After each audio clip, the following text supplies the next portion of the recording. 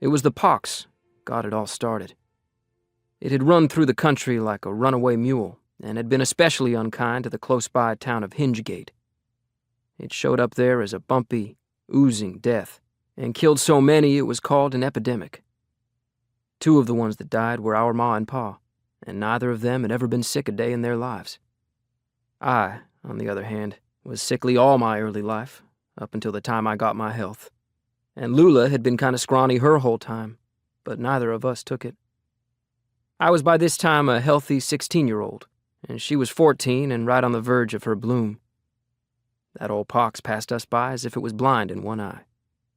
It crept up on Ma and Pa, fevered them up, covered them in blisters, and made it so when they tried to breathe it sounded like a busted squeeze box. The worst thing was, we had to sit and watch them die, and there wasn't a damn thing we could do about it. We couldn't even touch them for fear of coming down with it. Pox ran all through the town like it was looking for money. Dead people were piled up outside houses, loaded in wagons, buried quickly. In some cases, they were burnt when nobody knew who they were, as there were folks who traveled through town and got it and died without leaving information on their names or where they'd been going. Sheriff Gaston finally had to put signs out on the roads coming in that said nobody could leave and spread it, and nobody could come in for fear of getting it. There was people who burnt smoke pots around their houses and inside, thinking that would keep the pox out, but that didn't help. It just made it smoky and caused the ones who had it to have a harder time breathing than before. We lived out on the edge of town, and I always figured it was the tinker who brought it around, carried it to our place like it was one of the wares in his wagon. I think when my pa shook hands with him and bought a skillet, that was the end of it. He and Ma came down with it right away, though that tinker didn't have a spot of it on him that I could see.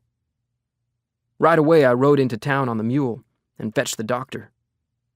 He came out. Seen right off, saving them was like trying to bring to life an oil painting.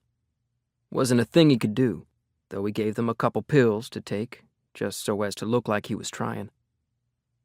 A few days later, Ma and Pa got real bad, and I rode into town to see if I could get the doctor back out. Doctor had died himself of it, and was already buried, and someone had left a burning smoke pot on his grave.